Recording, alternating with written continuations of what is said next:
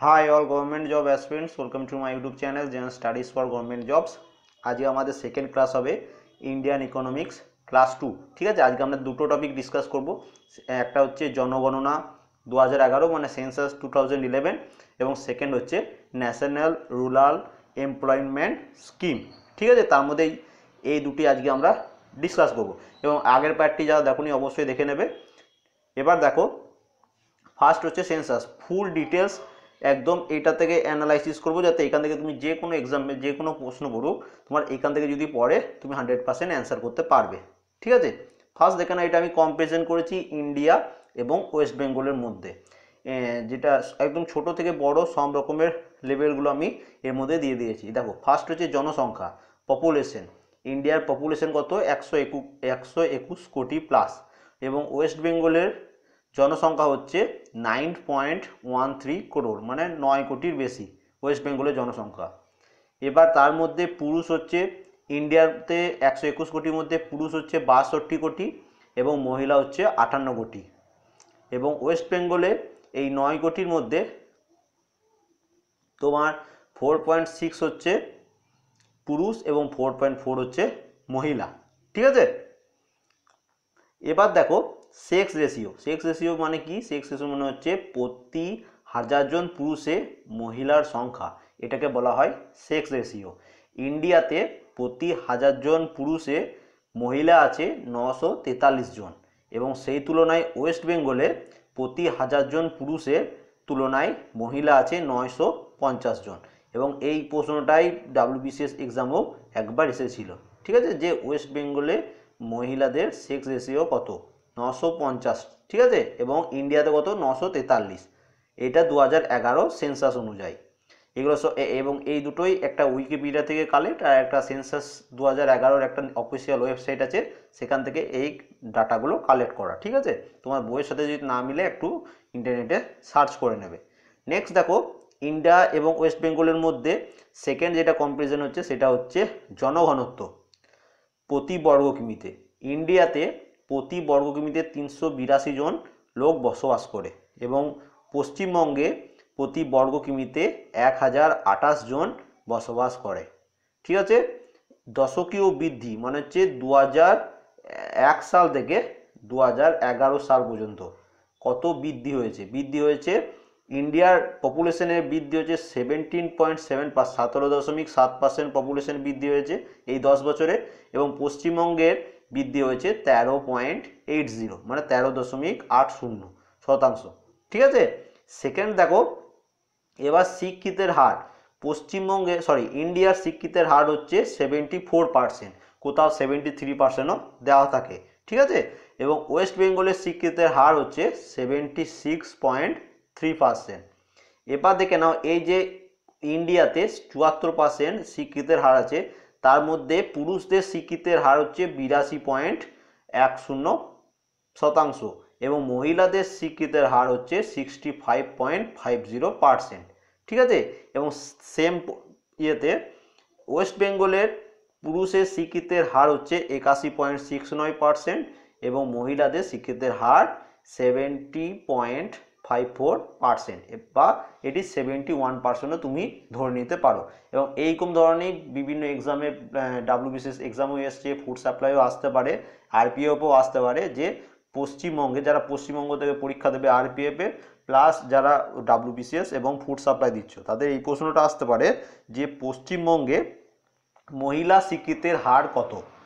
অপশানে হয় 70% বা 70.54% থাকবে অথবা 71% থাকবে। ঠিক আছে, এবং কাছাকাছি থাকবে না, মনে করো একটা থাকবে 65, একটা 71, একটা 75, একটা 80, এরকম করে অপশান থাকবে। ঠিক আছে, এবং তার সাথে আর একটা যেটা ইম্পর্টেন্ট খুবই, সেটা তোমার দেখে নিতে হবে ইন্ডিয়ার চাইল্ড সেক্স রেশিও, মানে বাচ্চাদের সেক্স রেশিও, মানে 1000 বাচ্চাতে মানে ছেলে বাচ্চাতে কতগুলো মেয়ে বাচ্চা আছে। তাই ইন্ডিয়ার চাইল্ড সেক্স রেশিও হচ্ছে 914 জন, মানে প্রতি 1000 বাচ্চাটিতে মানে ছেলে বাচ্চার তুলনায় 914 জন মেয়ে বাচ্চা আছে। তেমনি ওয়েস্ট বেঙ্গলে কি হচ্ছে, সেটা সেক্স রেশিওটা হচ্ছে 956 জন, মানে প্রতি 1000 বাচ্চার তুলনায় মানে ছেলে বাচ্চার তুলনায় মেয়ে বাচ্চা হচ্ছে 956 জন। ঠিক আছে, এবার যেটা মোস্ট ইম্পর্টেন্ট, এখান থেকেও প্রচুর প্রশ্ন তোমরা WBCS এ দেখতে পাবে, সেটা হচ্ছে কি যে কোন রাজ্যে শিক্ষিতের হার বেশি, কোন রাজ্যে জনসংখ্যার হার বেশি, কোন রাজ্যে নিরক্ষরের হার বেশি, এই ধরনের প্রশ্ন তোমরা প্রায় বিভিন্ন এক্সামে দেখে থাকবে।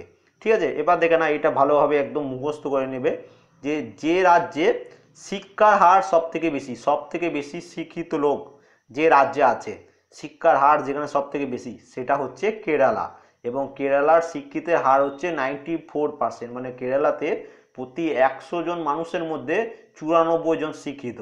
ঠিক আছে, সেই তুলনায় দেখো শিক্ষিতের হার সবচেয়ে কম কোথায়? বিহারে। বিহারেরই 61.8%, মানে বিহারে যদি যত পপুলেশন আছে তাদের মধ্যে যদি প্রতি 100 জনে গড়ে প্রায় 62 জন শিক্ষিত। এবং সবথেকে বেশি কোথায়? কেরালায়, 100 জনে 94 এবং বিহারে 100 জনে 62 জন। ডিফারেন্সটা বুঝতে পারছো কতটা? এবার দেখো সেম ইয়েতে যে রাজ্যে মহিলা শিক্ষার হার সবচেয়ে বেশি, সেটাও কোথাও? সেটাও হচ্ছে কেরালাতে। কেরালাতে প্রতি 100 জন ছেলের তুলনায় মেয়েরা হচ্ছে 92%, মানে 100টা ছেলের তুলনায় 92টা মেয়ে শিক্ষিত। ঠিক আছে, বা প্রতি 100টা মেয়ের তুলনার মধ্যে যদি গণনা করা হয় তার মধ্যে 92 জন হচ্ছে শিক্ষিত। তেমনি সব থেকে কম শিক্ষার হার সব থেকে বেশি, সেটা কোথাও? সেটা হচ্ছে বিহারে। মানে বিহারেতে টোটাল যে শিক্ষার হার সেটাতেও কম, মহিলা শিক্ষার হার সেটাতেও কম। এবং আরেকটা যেটা আগে পড়লাম যে সব থেকে শিক্ষার হার বেশি কোথায়? কেরালায়, এবং মহিলাদের সব থেকে শিক্ষার হার বেশি সেটা হচ্ছে কেরালা। এবার নেক্সট যেটা দেখব, যে রাজ্যে জনসংখ্যা সবচেয়ে বেশি, সবথেকে জনসংখ্যা বেশি কোথায়? উত্তরপ্রদেশ। এই প্রশ্নটা অনেকবার এক্সামে রিপিট হয়েছে, তোমরা সবাই জানো। উত্তরপ্রদেশের জনসংখ্যা প্রায় হচ্ছে 19.98 কোটি বা 20 কোটি ধরে নাও। ঠিক আছে, এবং সবচেয়ে কম জনসংখ্যা কোথায়? সিকিম রাজ্যের জনসংখ্যা হচ্ছে সবচেয়ে কম, 6.10 লাখ, মানে 6.10 লাখ। ঠিক আছে, এবার যেটা দেখবো আমরা সেটাও কিন্তু খুব ইম্পর্টেন্ট, কোন রাজ্যে জনঘনত্ব সবচেয়ে বেশি? জনঘনত্ব তুলনায় সবচেয়ে বেশি হচ্ছে বিহারে। বিহারে প্রতি বর্গ কিমিতে 1106 জন মানুষ বসবাস করে। এটা কোথাও 1105 জন থাকতে পারে, এই 5-6, মানে এখানে বিভিন্ন বইয়ে বিভিন্ন ধরনের ডাটা দেওয়া থাকে, এবং তোমার নেটেও একটু সার্চ করে নেবে, তাহলে তোমরা ভালোভাবে ডাটাটা বুঝতে পারবে। ঠিক আছে, তাহলে সব থেকে বেশি জনঘনত্ব হচ্ছে বিহারে, কত? 1106। এবং এটার সাথে জেনে রাখবে পশ্চিমবঙ্গ হচ্ছে 2 নম্বরে আছে। পশ্চিমবঙ্গের জনঘনত্ব কত? 1028, এবং বিহারের জনঘনত্ব হচ্ছে 1106। তাহলে বুঝতে পারলে পুরো ব্যাপারটা। এই প্রশ্নটা অনেকবার এসেছে যে কোন রাজ্যের জনঘনত্ব সবচেয়ে বেশি, অ্যান্সার কি হবে? বিহার। নেক্সট প্রশ্ন দেখো কি বলেছে, যে রাজ্যে পুরুষ ও মহিলা জনসংখ্যার অনুপাত সবচেয়ে বেশি। ঠিক আছে, এখানে কি বলতে যাচ্ছে যে রাজ্যে পুরুষ ও মহিলা সংখ্যা সবচেয়ে বেশি। তাহলে দেখো এখানে কি, এখানেও দেখো কেরালা হচ্ছে 1 নম্বরে। কি বলেছে এই ব্যাপারটা একটু বুঝে নেবে, যে রাজ্যে পুরুষ ও মহিলা জনসংখ্যার অনুপাত সবচেয়ে বেশি, মানে হচ্ছে প্রতি 1000 জন যদি পুরুষ থাকে কোনো রাজ্যে, সেই রাজ্যে মহিলা সংখ্যা হচ্ছে 1084 জন মহিলা আছে, মানে পুরুষের তুলনায় মহিলাদের সংখ্যা বেশি। ঠিক আছে, সেই জন্য তাহলে এখানেও দেখো কেরালা এগিয়ে আছে। তাহলে যে রাজ্যে পুরুষ ও মহিলা জনসংখ্যার অনুপাত সবচেয়ে বেশি সেটা হচ্ছে কেরালা। এবং সেকেন্ড দেখো, যে রাজ্যে পুরুষ ও মহিলা জনসংখ্যা অনুপাত সবচেয়ে কম, মানে প্রতি 1000 জন পুরুষে, সেই হরিয়ানাতে মহিলা সংখ্যা হচ্ছে 879। ডিফারেন্সটা কত বেশি? ঠিক আছে, হরিয়ানাতে। এবার দেখো তাহলে এই দুটো মুখস্থ করে রাখবে, এই দুটো কিন্তু খুবই ইম্পর্টেন্ট, একটা টপিকও কিন্তু আমি বাদ দিই না, এগুলো সব কিন্তু তোমাদের মুখস্থ করতে হবে। নেক্সট দেখো, পৃথিবীর মোট স্থলভাগের 2.4% হচ্ছে ভারতের অংশ। পৃথিবীর যে টোটাল 100% যদি ধরে নাও স্থলভাগ থাকে, তার মধ্যে 2.4% হচ্ছে ভারতের অবস্থান, বা ভারতের পুরো জায়গাটা হচ্ছে 2.4%। এই প্রশ্নটাও WBCS এক্সামে এসেছে, ফুড সাপ্লাইয়ের জন্য খুব ইম্পর্টেন্ট এটা। ঠিক আছে, এবার দেখো পৃথিবীর মোট জনসংখ্যার 17.5% হচ্ছে ভারতীয়, মানে পৃথিবীতে যত দেশ আছে সব মিলিয়ে যে যতটা জনসংখ্যা হবে তার 17.5% হচ্ছে ইন্ডিয়ান পপুলেশন, ভারতের জনসংখ্যা। ঠিক আছে, এবার দেখো যেটা নেক্সট আমরা পড়বো সেটা কি বলেছে, 1872 সালে ভারতে প্রথম জনসংখ্যা হলেও নিয়ম রীতি মেনে সঠিকভাবে জনসংখ্যা শুরু হয়েছিল 1881 সালে। তাহলে এটা প্রথম প্রশ্ন দিবে যে ভারতের জনসংখ্যা কবে শুরু হয়েছিল, 1881 সালে। ঠিক আছে। এবং নেক্সট দেখো, ভারতবর্ষের রাজ্যগুলির মধ্যে মৃত্যুর হার সবচেয়ে বেশি কোন রাজ্যে? ভারতে যতগুলো রাজ্য আছে সেই রাজ্যগুলির মধ্যে মৃত্যুর হার সব থেকে বেশি আছে উড়িষ্যায়, মানে প্রতি 1000 জনে 98 জন মারা যায়। এবং সবচেয়ে ভারতের রাজ্যগুলির মধ্যে মৃত্যুর হার সবচেয়ে কম কোথায়? কেরালায়, মানে প্রতি 1000 জনে মাত্র 16 জন মারা যায়। তাহলে দেখো কেরালা রাজ্যটা কত উন্নতি করেছে, সব দিক দিয়ে ওরা টপে আছে। এবার দেখো যেটা খুব ইম্পর্টেন্ট, আগের বছরই WBCS এক্সাম এসেছিল, সেটা তোমাদের বলে দিচ্ছি। ভারতবর্ষের যে 4টি শহর জনসংখ্যা বেশি? মুম্বাই, তারপরে কলকাতা, তারপরে দিল্লি, তারপরে চেন্নাই।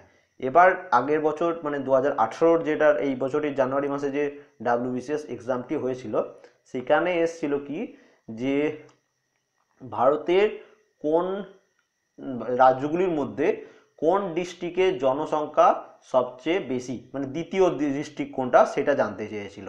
তা সেটার অ্যান্সার কি হবে? উত্তর 24 পরগনা।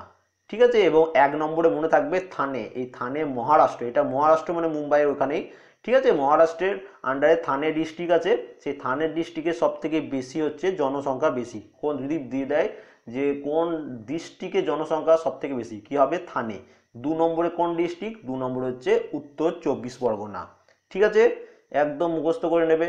নেক্সট দেখো, সবচেয়ে বেশি অনুসূচিত জাতি মানে হচ্ছে SC বা শিডিউল কাস্ট বসবাস করে কোন রাজ্যে? সবচেয়ে বেশি SC বসবাস করে উত্তরপ্রদেশে, ফার্স্ট। এবং 2 নম্বর হচ্ছে ওয়েস্ট বেঙ্গল। ওয়েস্ট বেঙ্গলে সব মানে 2 নম্বর আছে র্যাঙ্কে, মানে SC বসবাস করে। 1 নম্বর হচ্ছে উত্তরপ্রদেশ। নেক্সট দেখো, সবচেয়ে বেশি অনুসূচিত উপজাতি বা শিডিউল ট্রাইব, সবচেয়ে বেশি শিডিউল ট্রাইব বসবাস করে কোথায়? মধ্যপ্রদেশ। এবং সেকেন্ড হচ্ছে উড়িষ্যা। ঠিক আছে। এবার নেক্সট প্রশ্ন দেখো কি বলেছে, যে সবচেয়ে কম SC বসবাস করে কোন রাজ্যে? সবচেয়ে কম শিডিউল কাস্ট বসবাস করে মিজোরামে। ঠিক আছে। এবং সবচেয়ে কম ST শিডিউল ট্রাইব বসবাস করে দমন ও দিউ। ঠিক আছে। তাহলে এইগুলো এই চারটেও কিন্তু খুব ইম্পর্টেন্ট, কোথায় সব থেকে SC ST বেশি আছে, সব থেকে কোথায় SC ST কম আছে, খুব ইম্পর্টেন্ট এইগুলো। এই সেন্সাস থেকে এই প্রশ্নগুলোই আসবে। এবার দেখো, অন্ধ্রপ্রদেশ ভারতের প্রথম রাজ্য যা জনসংখ্যা নীতি তৈরি করেছিল। ঠিক আছে, খুব ইম্পর্টেন্ট, এই প্রশ্নটা অনেকবার রিপিট হয়। দিদাই যে কোন ভারতের প্রথম রাজ্য যা জনসংখ্যা নীতি মেনে তৈরি হয়েছিল? অ্যান্সার কি হবে? অন্ধ্রপ্রদেশ। ঠিক আছে, এটা সেন্সাসটা কমপ্লিট হয়ে গেল। এবার লাস্ট টপিক যেটা আমাদের পড়ে আছে, ন্যাশনাল রুরাল এমপ্লয়মেন্ট স্কিম। খুব ইম্পর্টেন্ট, খালি একটু শুনে নাও গল্পের মতো, তাহলে মনে চলে আসবে। ঠিক আছে। 7ই সেপ্টেম্বর 2005 সালে এই প্রকল্প চালু করা হয়। সম্পূর্ণ গ্রামীণ রোজগার যোজনা ও national food for work programme এই প্রকল্পের অন্তর্ভুক্ত করা হয়। এবং এই প্রকল্পের জন্যই দেশের 200টি জেলাকে চিহ্নিত করা হয়েছিল। এবং এর সাথে আর একটা ইনফরমেশন যুক্ত করে নেবে, এইটা এই ন্যাশনাল রুরাল এমপ্লয়মেন্ট স্কিম যেটা শুরু হয়েছিল 2005 সালে, এটা 2006 সালে এটার নাম দেওয়া হয়েছিল Mahatma Gandhi national rural employment scheme. ঠিক আছে, এটা মনে রাখবে। এবার এর বৈশিষ্ট্য কি? এই স্কিমটার বৈশিষ্ট্য হচ্ছে যে 100 দিনের কাজ দেওয়া হবে। তাহলে বুঝতে পারছো যে এই প্রশ্নটা আসে যে কোন যোজনা অনুযায়ী 100 দিনের কাজ শুরু হয়েছিল। অ্যান্সার কি হবে? ন্যাশনাল রুরাল এমপ্লয়মেন্ট স্কিম যদি থাকে, অথবা Mahatma Gandhi national rural employment scheme যদি থাকে, সেটা হয়ে যাবে অ্যান্সার। এবং সেকেন্ড বৈশিষ্ট্য কি? আবেদনের 15 দিনের মধ্যে কাজ না দিলে তাকে বেকার ভাতা দেওয়া হবে। থার্ড অপশন কি? যে সেন্ট্রাল এমপ্লয়মেন্ট গ্যারেন্টি কাউন্সিল গঠন করা হবে এবং কাউন্সিলকে নির্দিষ্ট দায়িত্ব ও কর্তব্য পালন করতে হবে। নেক্সট দেখো 4 নম্বর পয়েন্ট কি বলেছে। 4 নম্বর পয়েন্ট হচ্ছে যে পঞ্চায়েত জেলা স্তরে স্ট্যান্ডিং কমিটি গঠন করবে এবং এই স্ট্যান্ডিং কমিটির সদস্যরা এই প্রকল্পের কাজ তদারকি করবে, মানে 100 দিনের কাজটা ঠিকঠাকভাবে হচ্ছে কি না, কাজ করছে কি না সেটা এরা দেখাদেখি করবে। এবং লাস্ট পয়েন্ট কি হচ্ছে, প্রতিটি ব্লকের জন্য রাজ্য সরকার প্রকল্প রূপায়ণের ক্ষেত্রে প্রোগ্রাম অফিসার নিয়োগ করবে। ঠিক আছে, তাহলে এই পুরোটা আমাদের কমপ্লিট হয়ে গেল। আশা করি ভিডিওটি ভালো লেগেছে। যদি ভালো লেগে থাকে অবশ্যই লাইক করবে, কমেন্ট করবে, এবং তোমাদের যদি মনে হয় কোনো কিছু ভুল বলেছি অবশ্যই সেটাও কমেন্ট করে দেবে। এবং আমার চ্যানেলে যারা নতুন আছো তারা অবশ্যই সাবস্ক্রাইব করে নেবে। Thank you for watching.